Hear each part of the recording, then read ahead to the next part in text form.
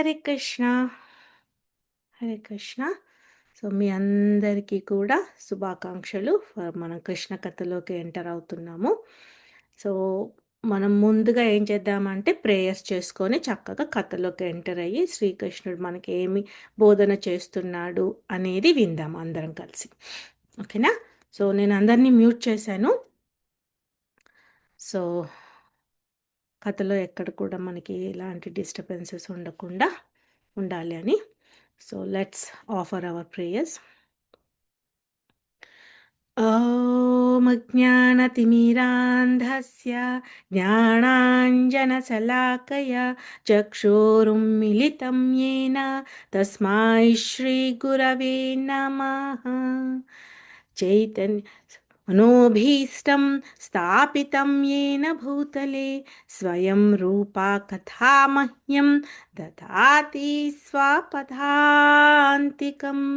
नमो विष्णुपादाय कृष्णप्रेष्ठाय भूतले श्रीमते भक्तिवेदान्त स्वामिनिति नामिने नमस्ते सारस्वते देवे गौरवाणी प्रचारिणि निर्विशेषा शून्यवादी पाश्चात्यदेशतारिणि.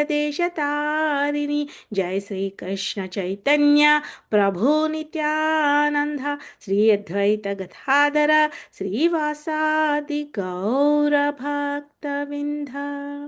हरे कृष्णा कृष्ण कृष्ण हरे हरे हरे राम राम राम हरे हरे. ॐ नमो भगवते वासुदेवाय. ॐ नमो भगवते वासुदेवाय. ॐ नमो भगवते वासुदेवाय.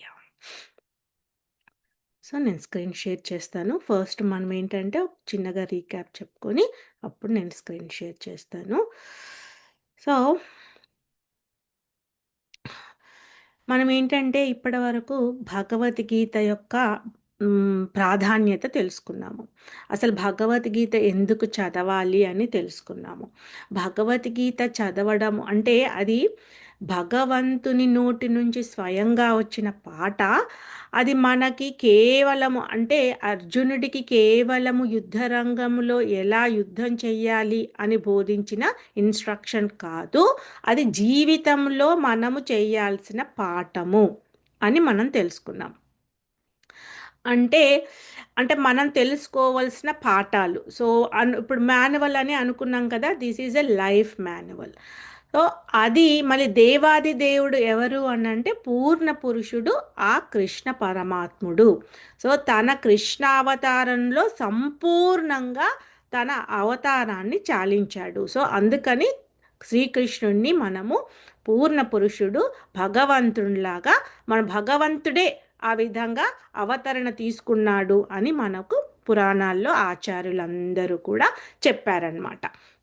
సో మనం భగవద్గీతలో 18 చాప్టర్లు ఉంటాయని, ఆ 18 చాప్టర్లను 3 భాగాలుగా విభజించారని, 3 భాగాల్లో ఫస్ట్ భాగం 6 అంటే 6 చాప్టర్ల లాగా విభజించారనమాట. సో ఆ ఫస్ట్ ఉన్న 6 చాప్టర్లను కర్మయోగం అని, లాస్ట్లో ఉన్న 6 చాప్టర్లను జ్ఞానయోగం అని, మధ్యలో ఉన్న 6 చాప్టర్లను భక్తి యోగం అని తెలుసుకున్నాము. సో కర్మయోగము అనేది ఏంటి అని అంటే మన కర్మ ద్వారా భగవంతుని ఏ విధంగా చేరుకుంటాము. సో ఇక్కడ అందరూ అనుకోవచ్చు, నేను ఎందుకు చేరుకోవాలి భగవంతుని అనే ప్రశ్న మనకి రావచ్చు. సో దాని గురించి మనం తెలుసుకున్నాము 5 ముఖ్యమైన అంశాల గురించి. అంటే జీవుడు తాను ఎవరు అనేది ఫస్ట్ మనము తెలుసుకోవాలన్నమాట. సో అది తెలియనంత వరకు భగవంతుని గురించి మనకు అర్థం కాదు. సో మనల్ని మనం వెతుక్కోవాలి అని అంటే మనము అంటారు, ఓకే నా పేరు రాసక్రీడ, నేను పలానా వాళ్ళ శిష్యురాల్ని, నేను పలానా వాళ్ళ భార్యను, పలానా వాళ్ళ అమ్మను. అది కాదు మన ఐడెంటిటీ. మన ఐడెంటిటీ ఏంటి అని అంటే భగవంతునితో మన ఈ ఆత్మని కలపడం అన్నమాట. ఫస్ట్ ఏంటి అని అంటే సోల్ అంటే ఏంటి అనేది తెలుసుకోవాలి. ఆ సోల్ని సూపర్ సోల్తో మనము కనెక్షన్ చేయాలి. సో అది ఎలా ఈ ఈ ఈ పంచభూతాలతో ఈ భౌతిక శరీరం అనేది మనకి ఏర్పడింది. సో, ఈ భౌతిక శరీరం ఏర్పడిన తర్వాత మనస్సు, బుద్ధి, అహంకారము అనేది ఇంకో 3 ఉంటాయన్నమాట. అవేంటంటే స్థూల శరీరంలో కూర్చుంటాయి. సో, దాన్ని సెటిల్ బాడీ అంటారు. ఆ స్థూల శరీరంలో అంటే మనము ఈ దేహమే కాకుండా మనస్సులో నుంచి కూడా మన ఆలోచనలను భగవంతునితో కనెక్ట్ చేయలేదు అనంటే ఆ సెటిల్ బాడీలో ఉన్న సోలు తిరుగుతూ ఉంటుందన్నమాట. దాన్నే ఏమంటారు అనంటే ఆత్మ క్రందన అంటారు. సో, అంటే ఒక జీవి ఎప్పుడూ కూడా అది తన కోరికలు తీరనప్పుడు అది ఆ విధంగా తిరుగుతూ దాన్నే ఏంటంటే అది మన ఇన్నర్ చైల్డ్ క్రై అంటారనమాట. సో, అది ఎలా అంటే రోదిస్తూ ఉంటుంది. సో, అందుకని ప్రతి ఒక్కళ్ళు మన ఆచార్యులు ప్రతి ఒక్కరికి కూడా తెలియజేసేది ఏంటి అనంటే, ఏంటో మీ పనులన్నీ ఆపేసుకొని కథ వినండి అని కాదిక్కడ. ఏంటి అనంటే, మనలో ఉన్న ఆత్మని పరమాత్మతో కనెక్ట్ చేయడానికి మనం ప్రయత్నం ఎంత చేస్తున్నామో ఆ ప్రయత్నం చెయ్యండి అనేది ప్రతి ఒక్క ఆచార్యులు మనకు చెప్తున్నారు. సో, అది మనం తెలుసుకోవాలి. సో, భక్తికి ఇవన్నీ ఏంటి అనంటే భక్తి అంటేనే మనకి భగవంతునికి సేవ చేయడం అన్నమాట. సో, భక్తి అంటేనే సింప్లిసిటీ. సో, మనము ఎంత సింపుల్‌గా మనము భగవంతునిని ధ్యానం చేస్తాము అనేది మనం తెలుసుకోవాలి. మనం కర్మాపయేకం అని తెలుసుకున్నాం కదా! భగవంతుని సేవ అని. సో, మన కర్మతో భగవంతునికి సేవ చేయాలి. సో, మనకి 2 ధర్మాలున్నాయన్నమాట. ఒకటి విద్యుక్త ధర్మము, ఇంకొకటి నిత్య ధర్మం. విద్యుక్త ధర్మం ఏంటంటే మనకి ఈ శరీరము ఇచ్చినందుకు ఈ శరీరంతో చేయవలసిన పనులు ఏమున్నాయి, మన బాధ్యతలు ఏమున్నాయి, మనకి ఈ శరీరాన్ని ఏ విధంగా మనము దాన్ని సార్థకతం చెయ్యాలి అనేది చెయ్యాలి. అంతేకాని దానిలోనే ఉండిపోకూడదు. మన నిత్య ధర్మము ఏంటి అంటే భగవంతునికి సేవ చేయడం. భగవంతుని సేవ ఎలా చేస్తాము అని అంటే ఓకే, పొద్దున పూజ చేసేసాం, 10 నిమిషాలు పూజ చేసేసాము, గంట కొట్టాము, హారతి ఇచ్చాము, ప్రసాదం పెట్టాం, డన్ అని అనుకుంటాము. కానీ మన నిత్య ధర్మాన్ని మనం పెంచుకుంటూ ఉండాలి అన్నమాట. సో, మనకి ఉన్న 24 గంటల్లో భగవంతుని గురించే చర్చించుకోవడం, భగవంతుని గురించి పని చేయడము, భగవంతుని మన ప్రతి పనిలో భగవంతుని ముందు పెట్టడం అన్నమాట. దానినే కృష్ణైజ్ అంటారు. మన పనులనన్నిటినీ కూడా కృష్ణ కాన్షియస్ చేయడం అంటే కృష్ణుని దగ్గర ఉండిపోవడం కాదు. ఇక్కడ అంటే ప్రతి పనిలో మనం భగవంతుణ్ణి చూడడము అనేది మనం నేర్చుకోవాలన్నమాట. సో, అది మనం తెలుసుకున్నాము. సో, అందుకనేసి ఇక్కడ ఈ భక్తి అనే ప్రాసెస్, ఈ భక్తి అంటే ఏమిటి? మనం ఇప్పుడు ఉన్న దాంట్లో ఆశ్రమాల గురించి తెలుసుకున్నాము. సో, మనం అందరం కూడా గృహస్థలో ఉన్నాము. సో, గృహస్థలో ఉన్నప్పుడు గృహస్థ ధర్మం ఉంటుంది. సో, ఆ గృహస్థ ధర్మాన్ని కూడా భగవంతునికి ఏ విధంగా కలపాలి అనేది మనం నేర్చుకోవాలన్నమాట. సో, బ్రహ్మచార్యంలో ఉన్నప్పుడు ఆ పిల్లవాడు కానీ, ఆ యవ్వనస్తులు కానీ భగవంతునికి వాళ్ళ వయసులో చేయాల్సింది ఏముంది అనేది మనం అలా తెలుసుకున్నాము. సో, ఈ ఆశ్రమాలు 4 ఉంటాయి. తర్వాత వచ్చేది వానప్రస్థము. సో, వానప్రస్థము అంటే 50 ఏళ్ళు దాటిన వాళ్ళని వానప్రస్థులు అంటారు. సో, వానప్రస్థులు ఏం చేయాలి? సో, అప్పుడు కూడా మళ్ళీ నా మనవళ్ళు, మనవరాళ్ళు అయ్యో! వాళ్ళు బాగు చేయట్లేదే అని అనుకోకుండా, అప్పుడు పూర్తిగా ఇంకా మనం కంప్లీట్‌గా భగవంతుని ధ్యానంలో ఉండాలి అనేది మన ఆచార్యులు మనకి బాగా చెప్పారనమాట. ఇంక తర్వాత వీలవుతే మనకి సన్యాసాశ్రమం తీసుకోవడము అనేది కూడా చెప్పారు 75 సంవత్సరాల తర్వాత.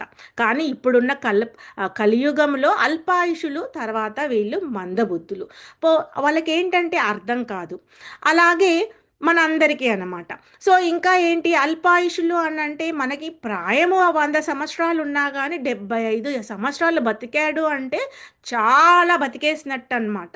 సో, అందుకని ఏంటి అనంటే మనము నిత్య సన్యాసం చెయ్యాలి. సో నిత్య సన్యాసం ఎలా అని అనంటే గృహస్థలో ఉన్నప్పటి నుంచే మనం నిత్య సన్యాసం చేయాలి. ప్రతి దానితో అటాచ్మెంట్ పెంచుకోకూడదన్నమాట. అదే సన్యాసము. అంతేకాని సన్యాసం అంటే కాషాయ వస్త్రాలు వేసుకొని ఇల్లు వాకిలి వదిలేసి బాధ్యతలను వదిలేసి అక్కడెక్కడో మనము అడవిలో కూర్చొని భగవంతుని ధ్యానం చేయమని మనకు చెప్పట్లేదు. సో చాలా మందికి ఏంటంటే ఆ అపోహలో ఉండిపోతారు. ఓకే, మన సన్యాసం ఎక్కడ చేస్తాము ఏంటి అనేసి.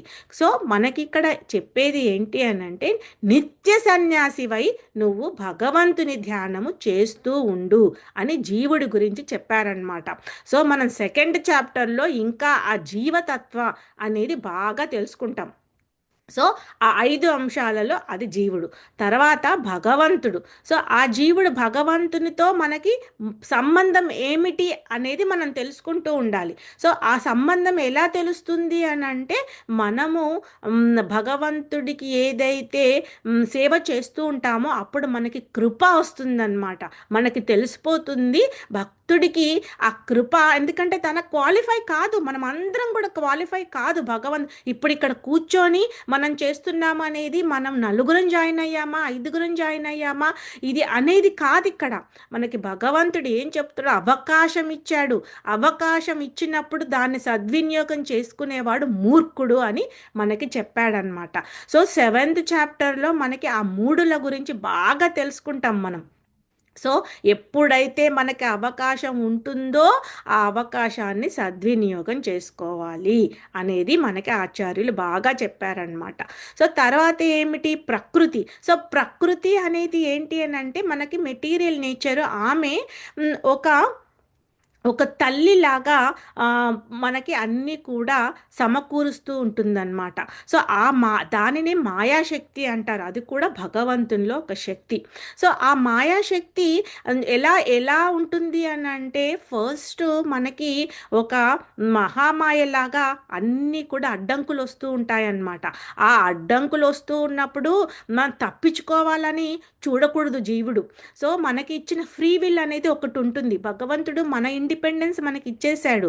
సో అక్కడ ఏంటి అని అంటే ఆ ఫ్రీ విల్తో మనం భగవంతుని కనెక్ట్ అవ్వడానికి ప్రయత్నిస్తున్నామా, మన మన నాది అనే అహంతో మన సెన్సెస్ని, మన ఇంద్రియాలని సంతృప్తిపరచడానికి, మన డిజైర్స్ని సంతృప్తిపరచడానికి మనము పనులు చేస్తున్నామా అనే దాంట్లో ఈ మహామాయ అనేది చాలా ప్లే చేస్తూ ఉంటుందన్నమాట. దానినే ప్రకృతి. సో తర్వాత మనం ఎప్పుడైతే మన డిటర్మినేషన్ని, మన సిన్సియారిటీని చూస్తుందో భగవంతుని సేవలో తన యోగమాయలాగా దారి వదులుతూ ఉంటుందన్నమాట. సో అందుకని మాయను అర్థం చేసుకోవడము అంత సులభమైనది కాదు. ఆ మాయ గురించి అది 3 త్రిగుణాలలో ఉంటుందన్నమాట. సత్వగుణము, రజోగుణము, తమోగుణం అని. సో మనం ఏంటంటే ఏ గుణంలో ఉన్నాము అంటే మన ప్రిడామినెంట్ ప్రతి ఒక్కరికి ఈ 3 గుణాలు పనిచేస్తూ ఉంటాయన్నమాట. సో మనకి బ్రహ్మ ముహూర్తంలో భగవంతుని నామం చేయండి, భగవంతుని పూజ చేయండి అని ఎందుకంటారు అని అంటే ఆ సమయంలో మనం భగవత్ నామం తీసుకోవడం వల్ల సత్వగుణము మనల్ని ప్రిడామినెంట్ చేస్తుంది. అంటే ప్రథమంగా వర్క్ చేస్తుంది అనమాట. అందుకని అప్పుడు ఆ సత్వగుణము మనకు ఎక్కువైపోయి రోజంతా కూడా మనం సత్వంగా పనులు చేసేటట్టుగా మనకి ఉపయోగపడుతుంది. తర్వాత ఏంటంటే తమోగుణం. ఈ తమోగుణము ఎలాంటిది అని అంటే కొంచెం సేపు ఉంటుంది, కొంచెం సేపు వేరే రకంగా ఉంటుందన్నమాట. అందుకనేసి ఏంటి అని అంటే ఆ తమోగుణంలో కూడా మనం భగవంతుని సేవలు చేస్తూ ఉన్నప్పుడు మనల్ని తర్వాత అంటే రజోగుణం అది తర్వాత తమోగుణంలో అంటే ignorance, mode of ignorance. So ఇగ్నోరెన్స్లో పడకుండా చూస్తూ ఉంటుందన్నమాట. సో ఇవన్నీ కూడా డీటెయిల్గా మనం ఈచ్ చాప్టర్లో భగవద్గీతలో మనకి చెప్పారు. సో ఇదంతా కూడా ప్రకృతి గురించి చెప్పారనమాట. తర్వాత వచ్చింది ఏంటి మనకి కాలము. సో అంటే 4వ అంశం కాలము. సో కాలాన్ని మనము డబ్బున్నా ఇవాళ ఉంటుంది, రేపు పోతుంది. ఇంకా అందుకని మనకి కాలం అనేది ఏంటంటే తిరిగి రాదు. సో కాబట్టి అన్నిటికైనా విలువైన వస్తువు మనకి ఏంటి అంటే కాలము. సో ఆ కాలాన్ని మనకి ఆ కాలం గురించి కూడా మనకి చాలా వివరంగా శ్రీమద్ భాగవతంలో చెప్పారనమాట. సో, మృత్యుదేవత అంట కాలాన్ని తన అధిపతి అవుతదంట. సో, మనం ఏంటంటే మనకి ఈ యమఘడియల నుంచి, ఆ మృత్యుదేవత దగ్గర నుంచి మనం కాలాన్ని కాపాడుకోవాలంటే భగవద్ధామాన్ని మనము అక్కున చేర్చుకోవాలి. సో, భగవంతుని సేవలో ఎప్పుడైతే ఉంటామో మన కాలం గూడా మనకి చాలా అనుకూలంగా మనల్ని కాపాడుతూ ఉంటుందన్నమాట. అందుకని కాలం గూడా చాలా ఇంపార్టెంట్. అది నాలుగవ అంశము. ఐదవ అంశము ఏమని తెలుసుకున్నాము? ఆ! ఆహ్, ఐదవ అంశం ఏమని తెలుసుకున్నామో గుర్తుందా మీ అందరికి? సో, ఐదవ అంశం ఏంటి అనంటే ఫస్ట్ వచ్చి మనము జీవుడు గురించి తెలుసుకున్నాము. సెకండ్ వచ్చి మనము ఆహ్, భగవంతుడి గురించి తెలుసుకున్నాము. థర్డ్ వచ్చి ప్రకృతి, ఫోర్త్ వచ్చి కాలము. సో, ఫిఫ్త్‌ది చాలా ఇంపార్టెంట్ అండి. అదేంటి అనంటే కర్మ. సో, ఆ కర్మ మనము ఏంటి అంటే ఇప్పుడు ప్రతి పని అందరం చేస్తూ ఉంటాం కదా! సో, ఆ కర్మ మనల్ని భగవంతునితో ఎలా కలుపుతుంది? అదే కర్మ మనల్ని పాతాళంలోకి ఎలా నెట్టివేయబడుతుంది అనేది కర్మ ద్వారా నేర్చుకుంటామనమాట. సో, అందుకని భగవద్గీతలో ఈ 5 అంశాల గురించి మనము ఒక్కొక్క చాప్టర్‌లో బాగా క్లియర్‌గా తెలుసుకుంటాము. అందరూ ఏమనుకుంటారంటే భగవద్గీతలో ఇదేంటి ఈ 5 టాపిక్స్ ఎక్కడొచ్చాయి అని అనుకుంటారు. కానీ మనం తెలుసుకోవాల్సింది ఏంటి అనంటే హ్మ్. ప్రతి ఒక్కరం గూడా మనము హ్మ్. భగవంతుని ధ్యానంలో ఏ విధంగా ఉండాలనుకుంటున్నాము అది నీకసలు ఎంత గట్టిగా ఉంది నీ నిర్ణయము అనేది ఈ 5 అంశాలు మనల్ని ఎప్పుడూ గూడా ఒక టెస్టింగ్ మోడ్‌లాగా టెస్ట్ చేస్తూ ఉంటాయి. సో, దాంట్లో కొన్ని పాస్ అవుతారు, కొన్ని ఫెయిల్ అవుతారు. కానీ అయినా కానీ మన భగవంతుని సేవలో ఉండడం అనేది ముఖ్యమనమాట. సో, మన ప్రయత్నం మనం చేస్తూ మనం భగవంతుణ్ణి హ్మ్, ఎప్పుడూ కూడా ధ్యానిస్తూ ఉండాలి. మనకు కుదరలేదా అది కూడా భగవంతునికి ఆహ్, రొ ఒక రూపమే. సో, అంటే ఆ రూపంలో భగవంతుడా నాకు కుదరట్లేదు. కానీ నేను ప్రయత్నం చేస్తున్నాను అని భగవంతుడికి తెలిసినప్పుడు ఇంకొకసారి మనకి ఆ ప్రయత్నాన్ని సఫలితం చేస్తాడనమాట. సో, ఇది మనము ఇప్పటివరకు భగవద్గీత గురించి అసలు భగవద్గీతకు ఉన్న ఇంపార్టెన్స్ ఎందుకు మనం చదువుతున్నాము? ఎందుకు మనం ఈ పారాయణ చెయ్యాలి? అది పదే పదే మనకి క్లారిఫై అవ్వాలండి. లేకపోతే భగవద్గీత అది ఒక గ్రంథము. దాన్ని తెలుసుకోవడం వల్ల మనకు ఉపయోగం లేదు అని అనుకుంటాము. కానీ అది చాలా ఉపయోగపడుతుంది. మన జీవితంలో ప్రతి పనికి, ప్రతి క్షణం అది మనకు ఉపయోగపడుతుంది అని ఎందుకంటే భక్తుల్లాగా మేమది రుచి చూస్తున్నాము. ప్రతి ఒక్కరికి కూడా భగవద్గీతని తెలియజేయాలి అని ఆచార్యులు ఈ విధంగా మనకి తెలియజేస్తున్నారు. ఓకేనా? సో, మనం ఇప్పుడు ముందుకు వెళ్దాం కథలోకి. సో, నేను మీ అందరికీ స్క్రీన్ షేర్ చేస్తాను. సో, మనము ఆహ్, ఇంకా మనకి భగవద్గీత ఈ చాప్టర్‌లో ఒక్క నిమిషం ఎక్కడ పోయింది నాది చూస్తున్నాను. ఓకే. ఇక్కడే ఉంది. ఓకే. So, yeah! నేను స్క్రీన్ షేర్ చేస్తాను.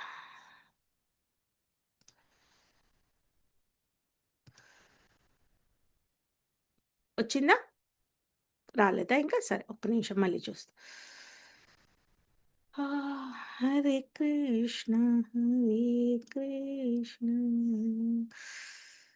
కృష్ణ కృష్ణ హరే హరే ఓకే. అందరికి కనబడుతుందనే అనుకుంటున్నాను.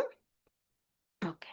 సో, మనమేంటి అనంటే ఆహ్, శ్రీ రాధా మదన్ మోహన్‌కి జై. శ్రీల గురుదేవ్‌కి జై. శ్రీల ప్రభుపాదికి జై. సో, మనం భగవద్గీతలో ఫస్ట్ చాప్టర్ మనము చదువుకుంటున్నాము. సో, దీంట్లో గీతా మహత్యంలో మనము శ్లోక గూడా చదువుకున్నాము. సో, దాంట్లో మనకి క్లియర్‌గా ఆల్రెడీ ఇచ్చేశారు.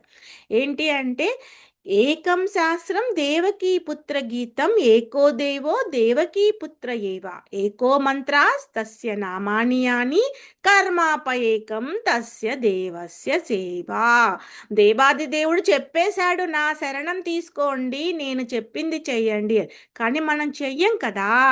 సో అందుకని మనకి కొన్ని కొన్ని కొన్ని చెప్తున్నాడనమాట. స్వయంగా దేవకీపుత్రుల్లో నుంచి మనకి చెప్తున్నాడు. తన నోటి నుంచి వచ్చిన పాట ఏమని చెప్తున్నాడు మనకి? ఏకో మంత్రస్య తస్య నామాని యామి, నా నామాన్ని తీసుకోండి, నీ జీవితాన్ని సార్థకం చేసుకోండి అని చెప్పాడు. ఆ నామం ఏ విధంగా తీసుకుంటావో అనేది అది నీ చేతుల్లో ఉంది. దాని నామం గురించి మనం లాస్ట్ వీక్ చాలా క్లియర్గా తెలుసుకున్నాము, కాబట్టి నేను అది వెళ్ళట్లేదు. సో తర్వాత కర్మాపయేకం తస్య దేవస్య సేవ. సో మనం చేసే ప్రతి ఒక్క కర్మ అంటే యాక్షన్ని దేవుడికి ఏ విధంగా సమర్పించుకోవాలి అనేది కూడా మనము నేర్చుకుంటూ ఉన్నాము ఇప్పుడు కర్మయోగంలో. సో ఆ కర్మయోగంలో ఫస్ట్ చాప్టర్ ఏంటి అని అంటే మనకి కురుక్షేత్ర రణరంగమున సైనిక పరిశీలన. సో దాన్నే అర్జున విషాద యోగము అని మనం తెలుసుకున్నాము. అంటే అర్జునుడు ఏ విధంగా తన విషాదాన్ని తెలియజేశాడు అనేది మనం తెలుసుకున్నాము. సో ఈ చాప్టర్లో 5 ముఖ్యమైన అంశాలు ఉన్నాయి. అదేంటి? ఫస్ట్ది ధృతరాష్ట్రుడు సంజయ్ని ఏ విధంగా ప్రశ్నించాడు, అది మనం కూడా బాగా తెలుసుకున్నాము. తనకున్న ఆలోచన దుర్బుద్ధి ఏ విధంగా బయటపడింది అని తెలుసుకున్నాము. సో ఈరోజు మనం ఏం చేద్దాము అంటే సెకండ్ అంశము, దుర్యోధనుడు తన సైన్యాన్ని పాండవుల సైన్యంతో ఎలా పోల్చాడు అనేది తెలుసుకుందాము. సో మిగతా 3 ఏంటి అంటే పాండవుల విజయానికి సంబంధించిన గుర్తులు, తర్వాత అర్జునుడు ఏ విధంగా కలవరపాటు పడ్డాడు యుద్ధం చేయకుండా ఉండడానికి అనే కారణాలు మనం ముందు ముందు తెలుసుకుందాం. సో అందరూ కూడా బుక్ తీయండి. దాంట్లో ఏంటంటే బుక్స్ ఉంటే, లేదు అంటే స్క్రీన్లో చూడొచ్చు.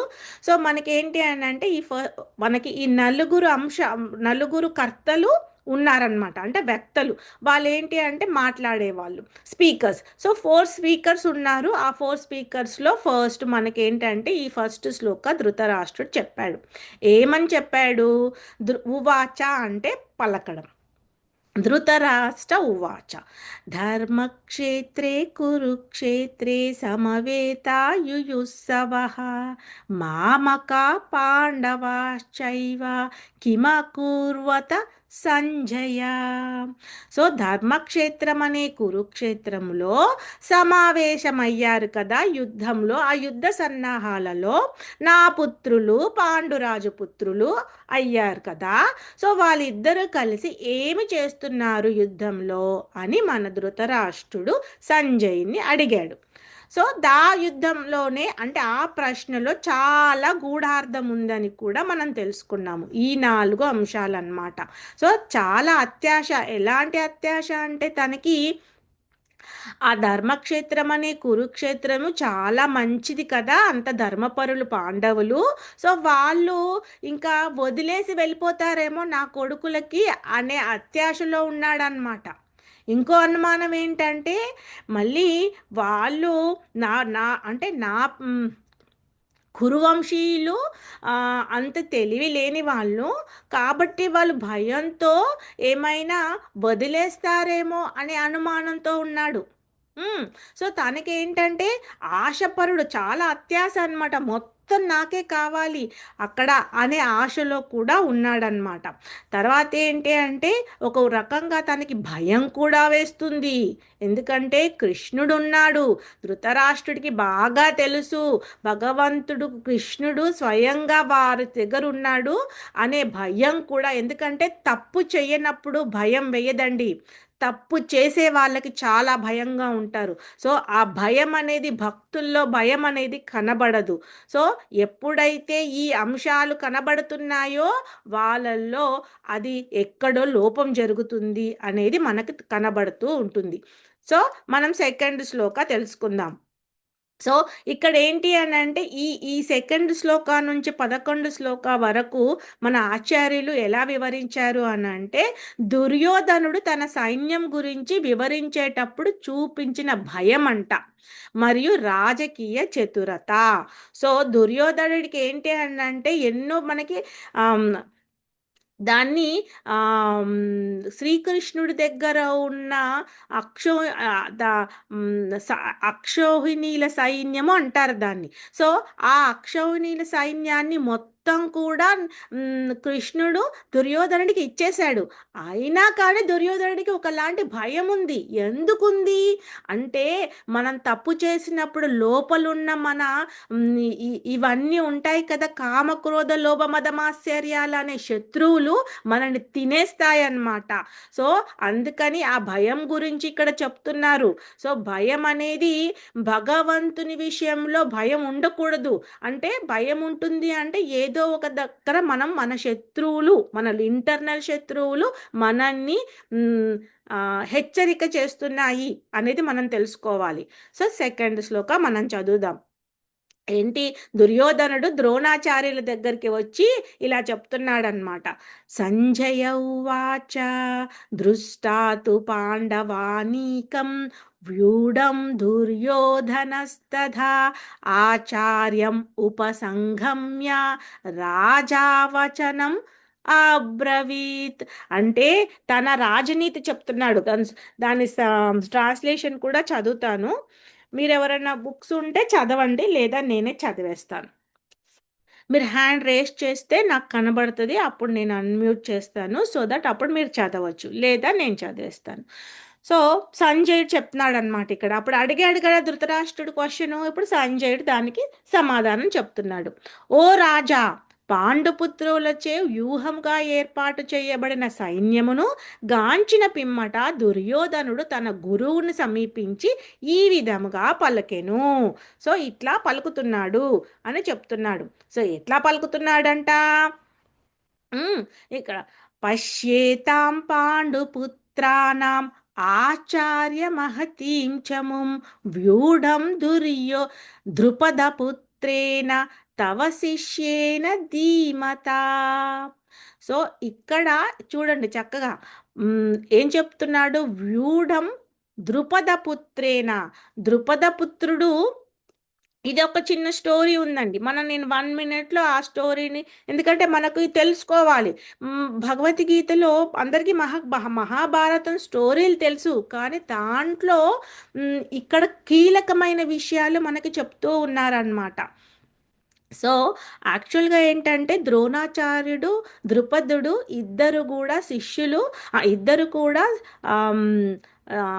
శిష్యుల్లాగా వాళ్ళందరూ శిక్షరికం చేయడానికి ఆ గురుకులంలో ఉంటారు. సో వాళ్ళిద్దరు కలిసి నేర్చుకుంటారు. అయితే ద్రుపదుడు వచ్చేమో రాజపుత్రుడు, ద్రోణాచార్యుడు మనందరికీ తెలుసు, తన ఒక బ్రాహ్మణుడు. సో వాళ్ళిద్దరూ కలిసి బాగా చక్కగా గురుకులంలో నేర్చుకుంటున్నారు, శిష్యరికం చేస్తూ ఉన్నారు. అయితే వాళ్ళిద్దరూ ఎప్పుడూ కూడా ద్రోణాచార్యుడు ద్రుపదునికి హెల్ప్ చేస్తూ ఉంటాడనమాట. శిక్షణ అంటే ఎలా నేర్చుకోవాలి ఎక్కడైనా ఏదైనా ఉన్నప్పుడు. సో అప్పుడు తన రాజకుమారుడు కదా, సో ద్రుపదుడు తన పెద్దగా అయిన తర్వాత అలా వాళ్ళకి పెద్దగా అయిన తర్వాత రాజులాగా అయినప్పుడు చెప్తాడనమాట, నేను ఎప్పుడైనా నీకు ఏదైనా కావాలి అని అంటే నేను సహాయం చేస్తాను అని ఒక మాట ఇస్తాడు. సో ఆ మాట అలాగే, సరే నాకు అవసరం ఉన్నప్పుడు నేను నీ దగ్గర తీసుకుంటాను అని చెప్పేసి ద్రోణాచార్యుడు అప్పుడేమి తన కోరికను తీర్చుకోడు. తర్వాత అలా వాళ్ళందరూ శిష్యరికం అయిపోయిన తర్వాత ఎక్కడికక్కడ వెళ్ళిపోయినప్పుడు ద్రుపదుడేమో రాజ్యుడైపోతాడు, రాజు అవుతాడు. తర్వాత ద్రోణాచార్యుడేమో ఇక్కడ ఆశ్రమంలో ఉంటూ తనకి ఎక్కడ కూడా ఏ పని దొరకక, చాలా తినడానికి తిండి లేక అశ్వత్థామ తన కొడుకు. సో అశ్వత్థామకు పాలు తాగించాలన్నా కానీ తన దగ్గర డబ్బులు ఉండవన్నమాట. అప్పుడు తన భార్య ఏం చేస్తుంది అని అంటే గంజిలో నీళ్ళు పోసి ఇవే పాలని తాగు అని తనకి చెప్తూ ఉంటుంది.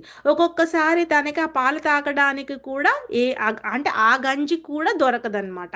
సో తన ఆ పరిస్థితులను చూసి తనకేంటంటే ద్రోణాచార్యుడికి కొడుకంటే చాలా మమకారం. హ్మ్. సో, ఆ మమకారము ఇవన్నీ చూసుకొని, అయ్యో! నా కొడుకును నేనిక్కడ ఆశ్రమానికి ఆచార్యుని చేద్దామనుకున్నాను. నేనెంతో గొప్పగా ఉండాలనుకున్నాను. ఏంటి ఇలా జరిగిపోతుంది అని అనుకున్నప్పుడు తనకి గుర్తు వస్తుందనమాట. అయ్యో! ద్రుపదుడు ఉన్నాడు కదా! ఇప్పుడు రాజు నాకేమైనా సహాయం చేస్తాడేమో! నేను అతని దగ్గరికెళ్ళి ఒక ఆవును అడుగుతాను. ఆవు తీసుకొని దాంతో పాలని పితుకుతూ దానిని నేను నా పరివారాన్ని పోషించుకుంటూ అలాగే నేను భగవంతుని ధ్యానంలో చేసుకుంటాను అనేది అనుకుంటూ ఉంటాడు. సో అనుకొని తనేంటంటే ద్రుపదుని దగ్గరికి వెళ్తాడు.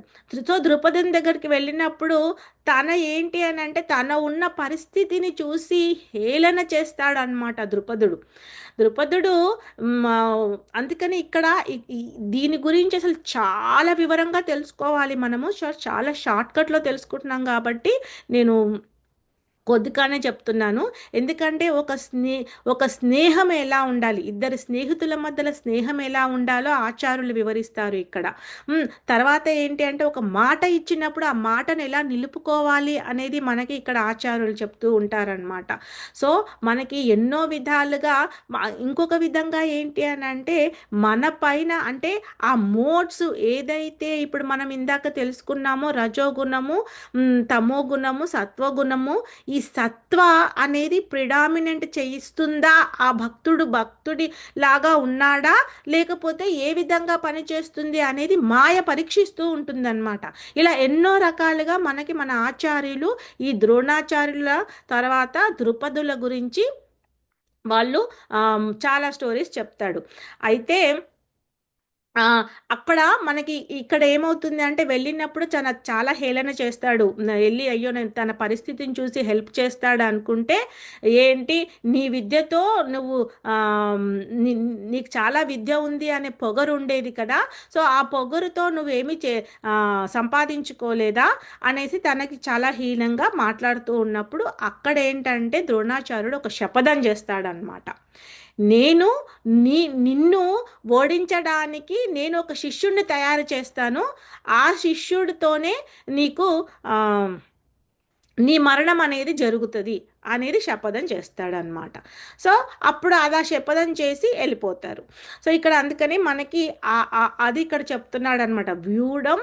ఇప్పుడు ఇక్కడ చెప్తున్నాడు ఎలా అంటే దుర్యోధనుడు ద్రోణాచార్యునికి ఇన్సిస్ట్ చేస్తున్నారు. చాలామంది కొంతమంది ఇలా కోపం వచ్చేటట్టుగా వేరే వాళ్ళని ఇది చేస్తారు కదా. సో ఇక్కడ చెప్తున్నాడు అనమాట ద్రోణాచార్యుని రాజనీతి ప్రయిస్తున్నాడు. ఇప్పుడు వాళ్ళలో అప్పుడు కొంచెం పొగిడే వరకు వాళ్ళు ఎగిరిపోతారు, కొంచెం ఇది చేస్తారు. సో అది ప్రయత్నించి ద్రోణాచార్య నా నా నా గురువా నువ్వు నువ్వు ఇప్పుడు యుద్ధం చెయ్యి, ఎందుకంటే నీకు అవకాశం దొరికింది. చూడు ద్రుపదపుత్రుడు అక్కడున్నాడు, దృష్టద్యుమ్నుడు అనమాట. దృష్టద్యుమ్ని ద్రుపదుని పుత్రుడు దృష్టద్యుమ్నుడు. సో దృష్టద్యుమ్నుడు అక్కడ సైడ్లో ఉన్నాడు. సో నువ్వు నేర్పించావు కదా విలువిద్య. సో అందుకని నువ్వు ఇక్కడ ద్రోణాచార్యుల వారు దృష్టద్యుమ్నునికి విలువిద్య నేర్పించడానికి దుర్యోధనుడు తప్పుపట్టి వారికి కోపం తెప్పించాడు. సో అదనమాట. చూడు నువ్వు నేర్పించావు కదా, ఇప్పుడు వాళ్ళ కొడుకుకే వాళ్ళు నీకు ఆపోజిట్ సైడ్లో నించున్నారు అని తనకి కోపం వచ్చేటట్టుగా తనని రెచ్చగొడుతున్నాడనమాట. సో దాన్నే రాజనీతిలాగా అంటారనమాట. సో ఈ విధంగా ఇది మనకి థర్డ్ శ్లోకాల్లో చెప్పారు.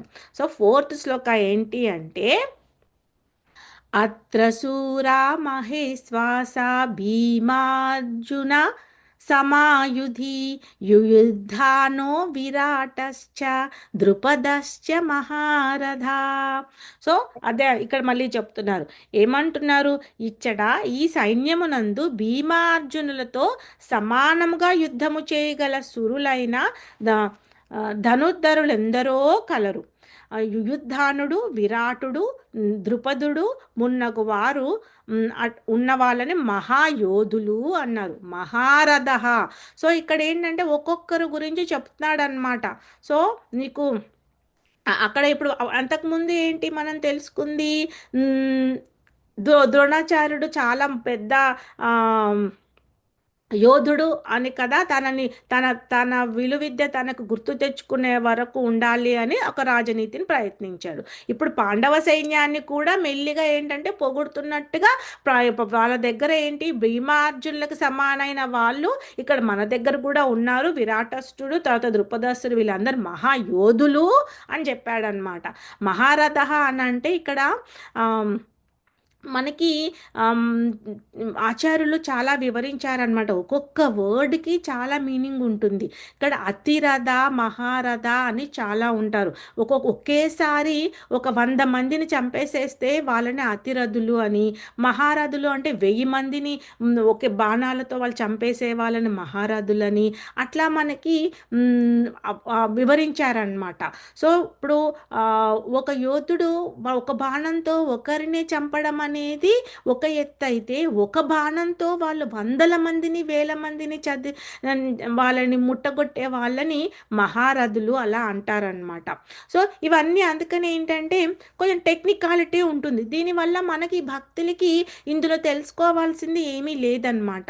సో అంటే మనకి భక్తిలో వీళ్ళందరూ యోధులు ఇలా ఉంటుంది అని ఉంది. సో మనకు ముఖ్యమైన శ్లోకాలలో మనకి భక్తి ఎక్కడైతే ప్రాధాన్యం ఉందో దాన్ని నేను ఎక్కువ స్పెసిఫై చేస్తాను.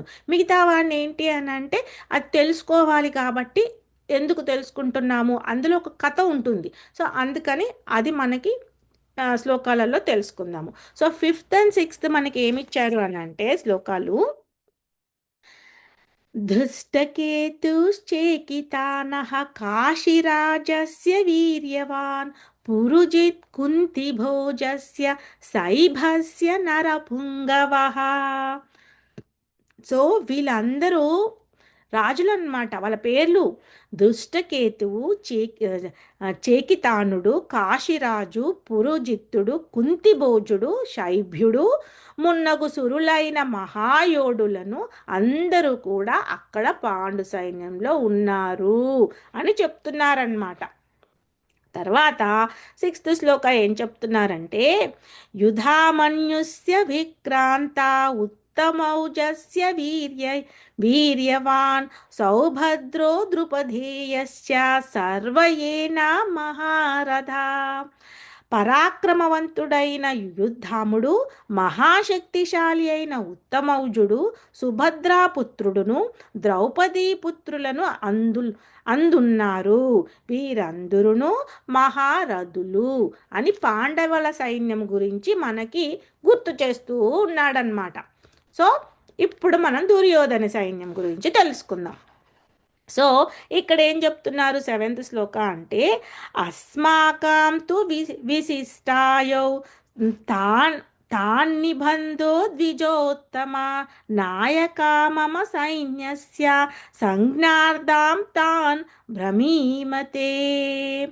అంటే కానీ ఓ బ్రాహ్మణోత్తమ, నా సేనాబలమును నడుపుటకై ప్రత్యేకముగా యోగులైనట్టి సేనానాయకులను గూర్చి ఇప్పుడు నీకు తెలుపుతాను. సో తనకి సేనానాయకుడు ఎవరున్నారు?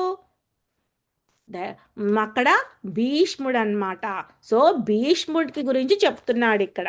సో శ్లోక 8 ఏం చెప్తుంది అంటే భావాన్ భీష్మశ్చ కర్ణశ్చ కృపశ్చ సమితింజయ అశ్వత్థామా వికర్ణశ్చ సోమదత్తా తథైవ చ.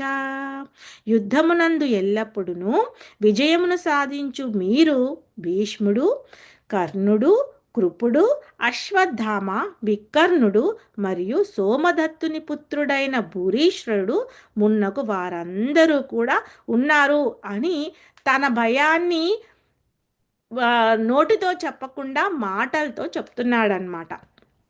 తర్వాత 9th శ్లోక. సో నా దగ్గర కూడా ఉన్నారులే అని చిన్నపిల్లలు అనుకుంటారు కదా, ఆ విధంగా అనమాట.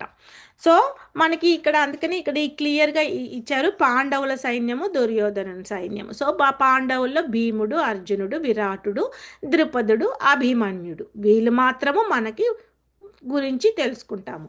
తర్వాత కౌరవ సైన్యంలో ముఖ్యంగా భీష్ముడు, ద్రోణాచార్యుడు, కర్ణుడు, కృపాచార్యుడు, అశ్వత్థాముడు.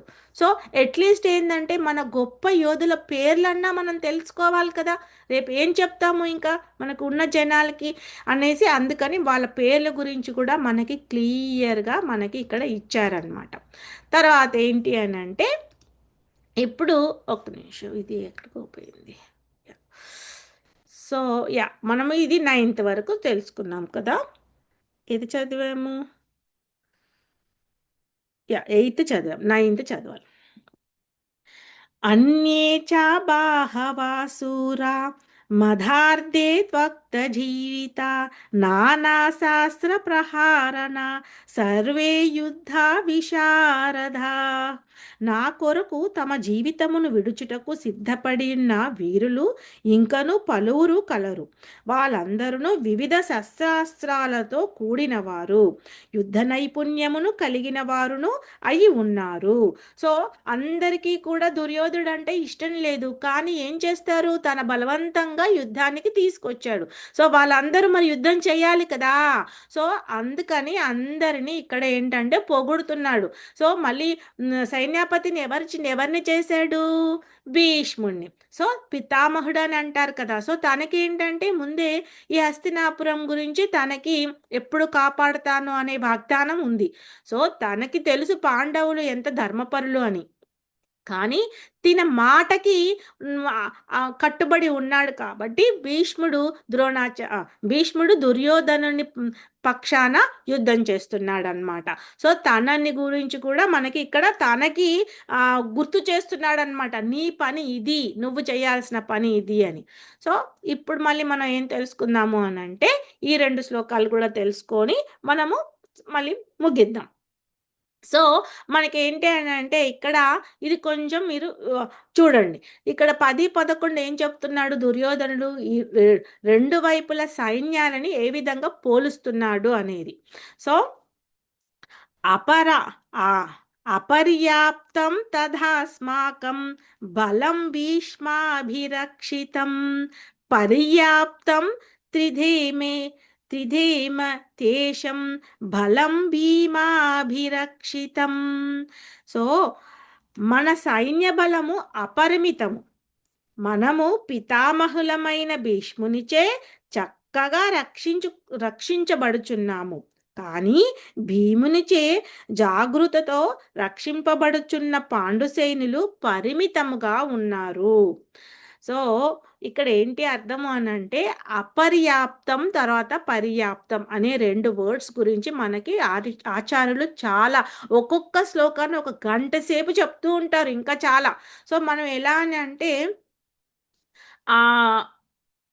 తన దగ్గర సైన్య బలం ఉంది అని అపోహపోతున్నాడు, కానీ భీముడి దగ్గర ఎంత శక్తి ఉంది అనేది తనకి తెలియట్లేదు.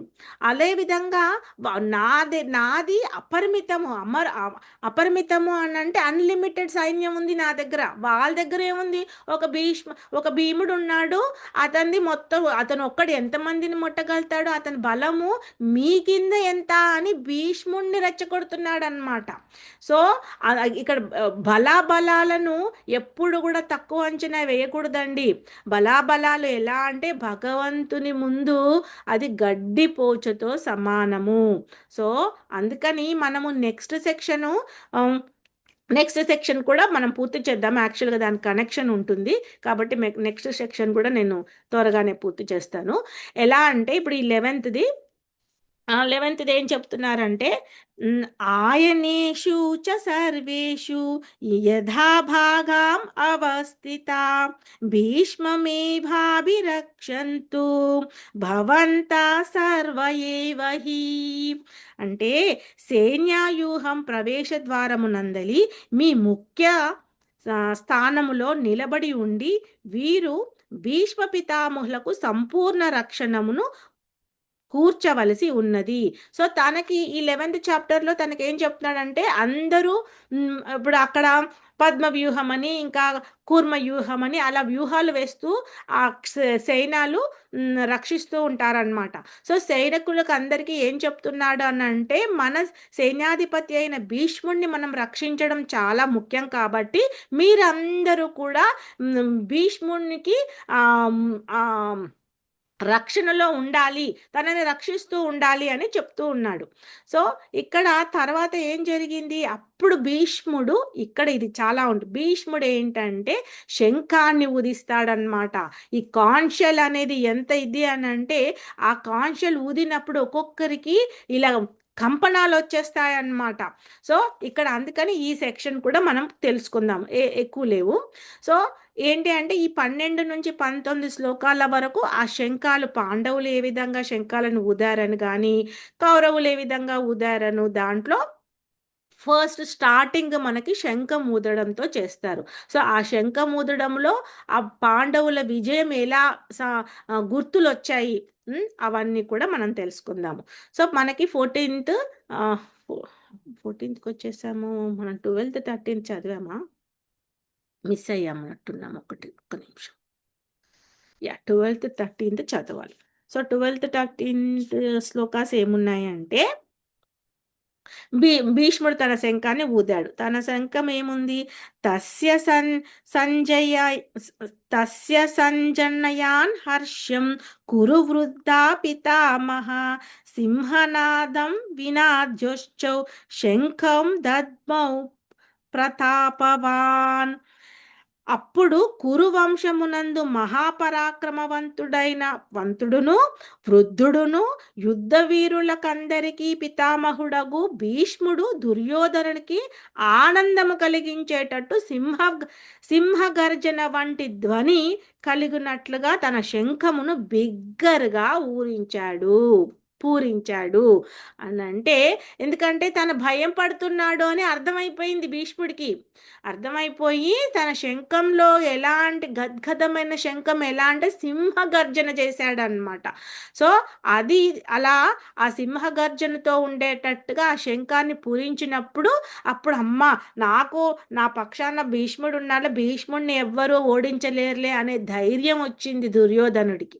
సో, అందుకని అలా మనకి ఊదారనమాట. తర్వాత ఏంటి? తథాశంకశ్చ భైర్యశ్చ పాన పానవానకా ఘోముఖ సహసైన్యభ్య హంతశ్చ శబ్దాస్తుములో భవాత్. అంటే ఏంటంటే అటు పిమ్మట శంఖములు వివిధములైన వాయిద్యములు బేరులు శృంగములన్నీ ఒక్కసారిగా మురోగింపబడెను. ఆ సంఘటిత ధ్వని మిక్కిలి భీకరముగా ఉన్నది. సో, ఆ విధంగా వీళ్ళందరినీ తన శబ్దాలు చేయించడం వల్ల అప్పుడు దుర్యోధనుడు కొద్దిగా ఆనందంగా ఉన్నాడనమాట. అప్పుడు ఈ దుర్యోధనుడు భీష్ముడికి దండవత్ ప్రణామాలు చెప్తున్నాడు. ఎందుకంటే తన భయం పోయినందుకు. తర్వాత ఇప్పుడు మనకేంటి అని అంటే అర్జునులు పాండవుల యొక్క శంఖాలు వాటి పేర్ల గురించి మనం తెలుసుకుంటాం.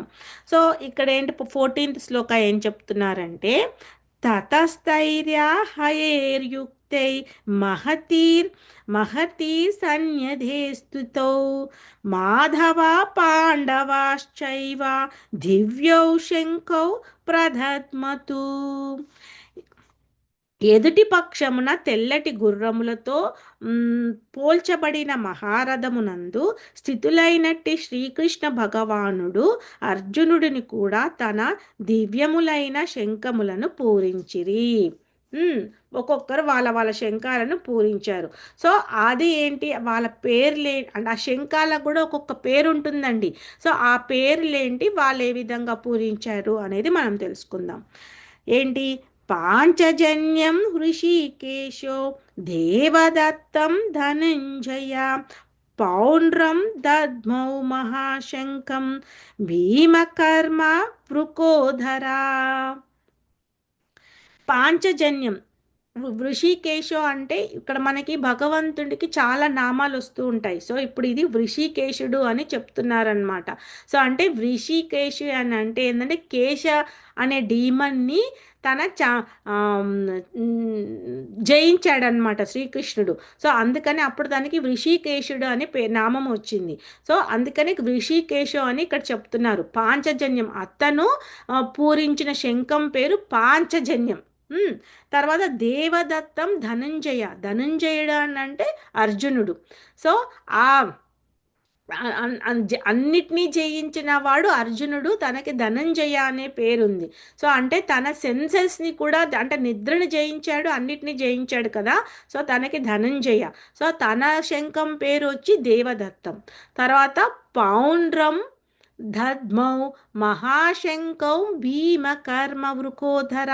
సో భీమకర్మ భీముడి భయంకరమైన అతను ఎలా ఉంటుంది అంటే చాలా బరువుగా చాలా పెద్దదిగా ఉంటుంది అనమాట తన శంఖము.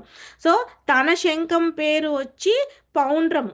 సో అది మనకి తన తన శంఖం పేరు పౌండ్రం అని చెప్తున్నారు. సో తర్వాత ఏంటి అని అంటే ఇంకా వేరే వాళ్ళు యుధిష్ఠిరు నకుల సహదేవులు ఉంటారు కదా. సో వాళ్ళ శంఖాలు కూడా మనకి ఇక్కడ ఉన్నాయన్నమాట.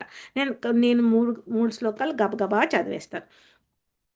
అనంత విజయం రాజా కుంతీపుత్రో యుధిష్ఠరా సకల నకుల సహదేవశ్చ సుఘోషో మణిపుష్పకౌ కాశ్యస్య పరమేశ్వాస శిఖండీ చ మహారథ దుష్టద్యుమో విరాటశ్చ సత్య సాత్యకీశ్చ పరాజితః ద్రుపదో ద్రౌపదేయశ్చ సర్వసః పృథివీపతే సౌభద్రస్య మహాబాహు శంఖాన్ దద్మౌ పృథక్ పృథక్.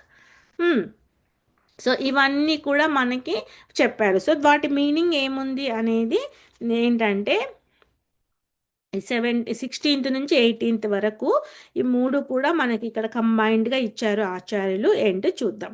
ఏంటి అంటే, ఓ రాజా, కుంతీపుత్రుడైన యుధిష్ఠుడు అనంత విజయమను నామము గల తన శంఖమును పూరించగా సకల నకుల సహదేవులు సుఘోష మణి. ఇక్కడ యుధిష్ఠుడి యొక్క శంఖం పేరు వచ్చి అనంత విజయ. తర్వాత నకుల సహదేవులదేమో సుఘోష మణిపుష్పక. ఆ శంఖంలను పూరించారు. గొప్ప వీలుకాడు వీలుకాడుడైన కాశీరాజును, మహాయోధుడైన శిఖండియు, దృష్టద్యుమ్నుడును, తర్వాత విరాటుడు, అజేయుడైన సాత్యకి, ద్రుపదుడు, ద్రౌపదీ పుత్రులను, గొప్ప భుజ పరాక్రములు గల సుభద్రాపుత్రుడు మొదలైన వీరందరూ తమ తమ శంఖములను పూరించిరి. వాళ్ళ పేర్లు చెప్పలేదు మనకి, వాళ్ళ శంఖాల పేర్లు. కానీ వాళ్ళందరూ కూడా ఒకరి తర్వాత ఒకరు ఒకరి తర్వాత ఒకరు శంఖాలను పూరించారు అని మనకి వాళ్ళని చెప్పారనమాట. సో మనం ఏంటంటే ఈ ఒక్క శ్లోక చదివి ఇక్కడికి ఆపుదాం.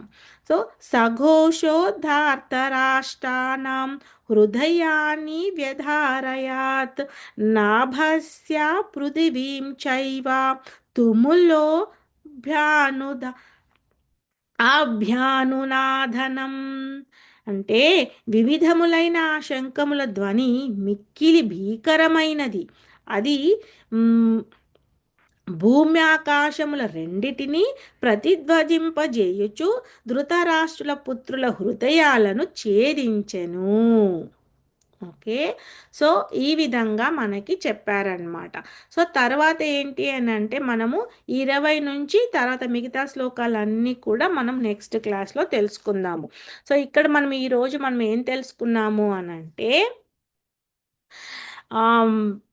అసలు ఎవరెవరు ఏ పక్షాల్లో పాండవ పక్షంలో ఎవరు వచ్చారని, తర్వాత కౌరవుల పక్షాన ఎవరు రాజులందరూ వచ్చి ఏ విధంగా ఉన్నారని మనం తెలుసుకున్నామన్నమాట. సో దాని గురించి కూడా మనకి వస్తుంది నెక్స్ట్ చాప్టర్లో. అర్జునుడికి ఒక ఒక కోరిక కలుగుతుంది ఇక్కడ. సో అది కూడా చాలా బాగుంటుంది అసలు. ఎంత బాగా ఉంటదంటే ఆ సంభాషణ మనం తెలుసుకుందాము. కానీ ఇక్కడ ఏంటంటే యాక్చువల్‌గా ఈ ఒక్క శ్లోక చెప్దాము చాలా బావుంటది. ఎందుకంటే అర్జునుడు చెప్తాడనమాట. ఏమని చెప్తాడు అనంటే, "సేనయో ఉభయోర్మధ్యే రథం స్థాపయ మే అచ్యుత యావ యావధేతాని రీక్షాణం యో యోద్ధుకామా అవస్థితాన్ కార్ కైర్మయా సహ యోద్ధ్వాయం అస్మిన్ రణసముద్యమే." అంటే అర్జునుడు ఏమనుకుంటాడు అని అంటే, ఇవన్నీ ఒక్కొక్కసారి మనకు అనిపిస్తూ ఉంటుంది కదా. సో అన్నీ చూసి ఆ దుర్యోధనుడు పడిన భయము, తర్వాత ఈ శంఖాలన్నీ కూడా పూరించినప్పుడు ఈ ఇరుపక్షాల్లో కలిగిన భయము, అదంతా అంటే వాళ్ళకి మనసులో ఏమనిపించింది అని ఆచార్యులు ఈ శ్లోకంలో చెప్పారనమాట. సో అర్జునుడు ఏమనుకుంటాడు అని అంటే అప్పుడు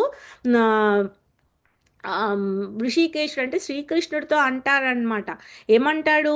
సేనయో ఉభయోర్ మధ్య. సో నువ్వు ఈ రథాన్ని ఓ అచ్యుత, ఈ ఈ ఈ అంటే ఈ రథం ఉంటుంది కదా, సో ఆ రథాన్ని నువ్వు ఇరు సేన మధ్యలోకి తీసుకెళ్ళవా ఓ నాథా, ఓ అచ్యుత అని అర్జునుడు చెప్తున్నాడు. సేనయో ఉభయోర్ మధ్య, నేను ఆ దుర్యోధనుడి పక్షాన ఎవరెవరు వచ్చారు అని చూడాలనుకుంటున్నాను అచ్యుత. ఈ రథాన్ని కొద్దిగా ఇరు సేనల మధ్యలో తీసుకెళ్ళవా అని ఒక కోరికతో అక్కడికి అడుగుతాడనమాట. ఆ కోరిక ఏ విధంగా మనకి ఈ ఫస్ట్ చాప్టర్ ఎండ్ చేసింది అనేది మనం చాలా చక్కగా నేర్చుకుంటాం నెక్స్ట్ క్లాస్లో. ఎందుకంటే మనము సమ్మరీలో తెలుసుకున్నాం కదా, ఒక జీవికి ఒక కోరిక ఏ విధంగా వస్తుందని. ఇక్కడ అది ఆ పాత్ర వహించాడనమాట అర్జునుడు. సో మనం ఫస్ట్లో మనం ఏంటి అని అంటే కథలాగా చదివేసుకుంటూ శ్లోకాలేదో బట్టి పట్టేసి మనం ఏదో చదివేశామని కాదండి. భగవద్గీతలో ప్రతి ఘట్టంలో అది మన జీవితానికి ఏ విధంగా పాఠాన్ని ఇస్తుంది అనేది మనం తెలుసుకుంటూ ఉండాలి. ఇక్కడ జీవికి కోరిక రావడము తప్పు కాదు, కానీ ఆ కోరికని మనం భగవంతునికి ఉపయోగపడేటట్టుగా ఏ విధంగా చేస్తున్నాము అనేది తెలుసుకోవాలన్నమాట. సో అర్జునుడికి ఆలోచన ఎలా వచ్చింది అని అంటే, ఓహో, నా నాకు విరుద్ధంగా రాజులందరూ కూడా నాతో యుద్ధం చేయడానికి దుర్యోధని పక్షానికి చేరిన వాళ్ళు అసలు ఎవరెవరు ఉన్నారు, నేను చూస్తాను ఒకసారి వాళ్ళని, నాకు చూడాలని ఉంది అర్జున, చూడాలని ఉంది కేశవ, అచ్యుత అని నన్ను తీసుకెళ్ళవా అని చెప్తే కృష్ణుడికి తెలుసు. అందుకనే ఆ మనలో పరమాత్మ తనకి తెలుసు అన్నమాట. ప్రతి జీవిలో తన ఉంటాడు. అతనికి ఎవరిలో ఏ ఉద్దేశంతో మాట్లాడుతున్నారు అనేది అతనికి అర్థమవుతూ ఉంటుంది. సో కృష్ణుడు నవ్వుకుంటూ, సరే పార్థ, నేను తీసుకెళ్తాను పదా అని తీసుకెళ్ళి చక్కగా మధ్యలో నిలిపేస్తాడు. నిలిపేసి అక్కడి నుంచి యుద్ధంలో ఇప్పుడు మనకి కథ స్టార్ట్ అవుతుంది అన్నమాట. ఎందుకంటే ఇప్పుడు అర్జునుడికి చెప్పాలి, బోధన చెప్పాలి అని అంటే ఒకటి జరగాలి కదా. ఇప్పుడు మహాభారతం యుద్ధం ఏ విధంగా జరిగింది?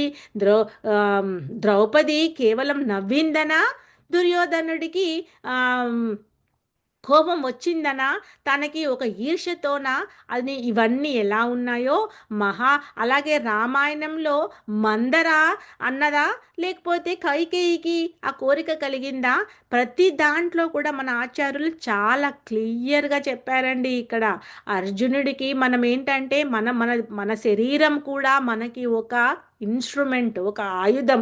ఆ ఆయుధాన్ని మనం ఎంత చక్కగా పదును పెట్టాలి అని అంటే అది భగవంతునితో మనము కలవడానికి, మనలో ఉన్న శత్రువులను నాశనం చేయడానికి ఉపయోగించాలి. సో మనది బయటికి పడడానికి భగవంతుడు ఏం చేస్తున్నాడు చెప్తే అప్పుడే మందలించచ్చు కదా అని ఏదో చాలా మట్టికి మాయావాది మాట్లాడతారండి. కానీ ఇక్కడ భగవంతుడు ఫ్రీ విల్ ఇచ్చాడు. ఫ్రీ విల్ అంటే ఏంటి అని అంటే ఇండిపెండెన్స్. నీ దాంతో నువ్వేం చేయాలనుకుంటున్నావు దాంట్లో మనం చేసింది మనమే అనుభవిస్తాము. సో, అందుకని భగవంతుడు ఇక్కడ ఆ ఇరు సేనల మధ్యలోకి తీసుకొచ్చి తనకి చూడు, నువ్వు చెప్పావు కదా, చూడు యుద్ధంలో వచ్చిన వాళ్ళందరినీ చూడమని చెప్తాడనమాట. అప్పుడు అర్జునుడు ఏం చూస్తాడు అనేది మనం తెలుసుకుందాము. ఏమి చూసి అప్పటి వరకు ఓకే నేను బాగా యుద్ధం చేస్తాను, నాతో యుద్ధం చేయడానికి రెడీగా ఎవరున్నారు అనుకున్న అర్జునుడి లో ఉన్న మనసులో ఉన్న ఆలోచన తనలో నుంచి యుద్ధం చెయ్యను బాబోయ్ అని ఎలా అనిపించింది అనేది ఈ చాలా ముఖ్యమైన ఘట్టము మనం నెక్స్ట్ చాప్టర్లో తెలుసుకుందాము. ఓకేనా? సో ఇక్కడికి మనము ఈరోజు ఆపుదాము. సో ఇది మనం తెలుసుకున్న కథ ఈరోజు. సో మన అందుకని ఏంటి అంటే భగవద్గీతలో చాలా అంశాలు ఉంటాయి. ప్రతి ఒక్క దాంట్లో మనకి ఎవ్రీ వీక్ వినడం అనేది ఇంపార్టెంట్. లేకపోతే ఏమవుతుంది అని అంటే ఆ కనెక్టివిటీ పోతుంది. తర్వాత మనకున్న ఆలోచనలు మనం ఏంటంటే ఏదో మన కోసం చేస్తున్నాము, భగవంతుని కోసం చేస్తున్నాము అని కాదు ఇక్కడ. మనం నేర్చుకోవాలి. అది అది మన ధర్మము, మన నిత్య ధర్మం. ఆ నిత్య ధర్మాన్ని పదే పదే గుర్తు చేస్తూ ఉంటారు ఆచార్యులు. అయ్యో చాలా మటుకు ఏమనుకుంటారంటే పని పాట లేదా ఏంటి, ఇంకా పొద్దున్నే ఇదేంటి అదేంటి అని. కానీ మనకి అది శక్తినిస్తుంది. మనం వేరే పనులన్నీ చేయాలి అంటే మనకు శక్తి ఉండాలి కదా. ఆ శక్తి ఎక్కడి నుంచి వస్తుంది? మనకి ఇలా ఆచార్యులు చెప్పింది భగవంతుని నామాన్ని ఉచ్చరించుకుంటూ భగవంతుని సేవలో ఉండడం వల్ల మనకి శక్తి కలుగుతుందన్నమాట. లేకపోతే ఈ దేహానికి శక్తి లేకపోతే శిథిలమైపోతుంది. అప్పుడు మనం దానిని ఎగ్జాంపుల్ ఎలా చెప్తారు అని అంటే చాకు, ఇప్పుడు మనము దాంతో వెజిటేబుల్స్ కట్ చేయాలనుకోండి, ఎప్పుడు నీళ్ళల్లో పెట్టేసి దాన్ని తుప్పు పట్టేసేస్తే అది పని చేస్తుందా? దాన్ని శుభ్రంగా వాడుకున్న తర్వాత తుడిచిపెట్టాలి. తర్వాత ఏంటంటే దానిని పదును పడుతూ ఉండాలి. అప్పుడు షార్ప్గా చక్కగా నువ్వు కట్ చేసుకోవచ్చు వెజిటేబుల్స్ని. లేదు అని అంటే తుప్పు పట్టిపోయిన తర్వాత ఆ తుప్పు నిన్ను సరిగ్గా క్లీన్ చేసుకోలేదు అంటే రోగాల పాలు అయిపోతావు. సో అందుకని ఎప్పటికప్పుడు కూడా మనం పదును పడుతూ, ఆ పదును అనేది ఏంటి అని అంటే మన జ్ఞానం. సో మనము జ్ఞానాన్ని పెంపొందించుకుంటూ ఈ మనలో ఉన్న అజ్ఞానం అనేది ఉంది కదా, డార్క్నెస్. సో ఆ డార్క్నెస్ని తీసేస్తూ వెలుగులోకి ప్రయాణించడానికి మనం అందరం కలిసి ప్రయత్నం చేద్దాం.